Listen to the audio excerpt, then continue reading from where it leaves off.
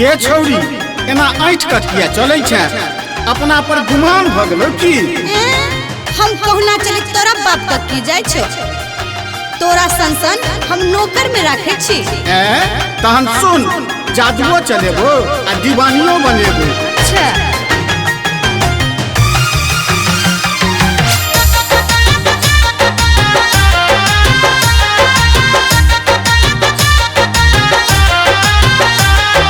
अपने सब सुन रहल छी टॉप म्यूजिक के प्रस्तुति।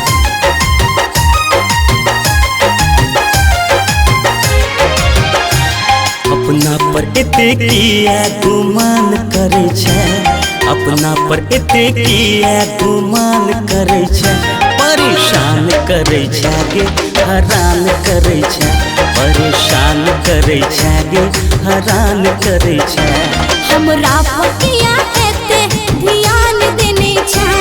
हमरा पर एते किया ध्यान देने छै परेशान करे छै रो हैरान करे छै परेशान करे छै रो हैरान करे छै अपना पर एते किया गुमान करे छै हमरा पर एते किया ध्यान देने छै परेशान करे छै गे हैरान करे छै परेशान करे छै रो हैरान करे छै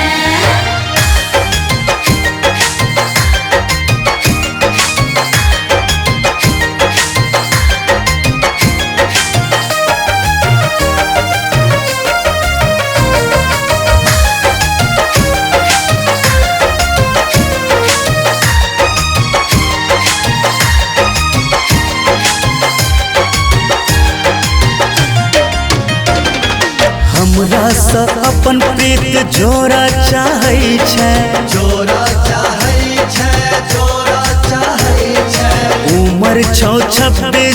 16 कहै छै 16 कहै छै 16 कहै छै हमरा तू ठेक ने दिल में धड़क ने हमरा तू ठेक ने दिल में धड़क ने अपना के बेसी सियान बुझै छै परेशान करे छै गे हैरान करे छै परेशान करे छै गे हैरान करे छै परेशान करे छै रो हैरान करे छै परेशान करे छै गे हैरान करे छै परेशान करे छै रो हैरान करे छै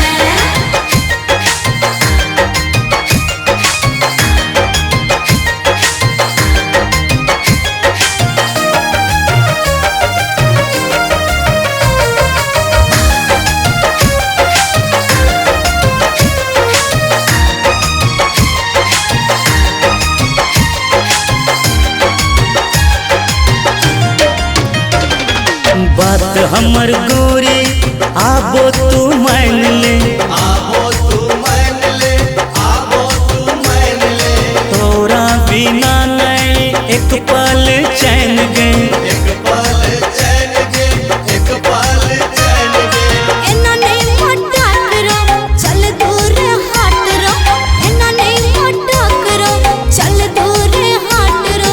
जवानी अपन जियान करे छै परेशान करे छै रो हैरान करे छै परेशान करे छै रो हैरान करे छै परेशान करे छै रो हैरान करे छै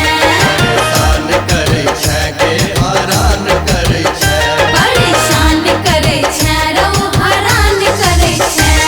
अपना पर एते किया गुमान करे छै अपना पर एते किया गुमान करे छै परेशान करे छै गे हैरान करे छै परेशान करे छै गे हैरान करे छै हमरा पकिया एते ध्यान देने छै हमरा पर एते किया ध्यान देने छै परेशान करे छै रो हैरान करे छै परेशान करे छै रो हैरान करे छै अपना पर एते किया गुमान करे छै हमरा पर एते किया